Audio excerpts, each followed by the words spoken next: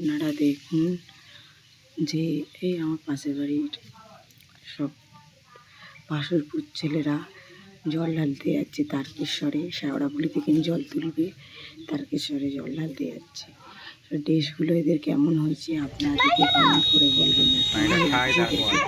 মাঠটা কিন্তু অত্যন্তই বড়, ওরা নিজে হাতে বানিয়েছে, নিজে হাতে সাজিয়েছে। এর 4 জন আর সাইডে একজন আছে, 5 জন ফার্স্টে আপনারা দেখলেন। আপনারা সবাই দেখছে।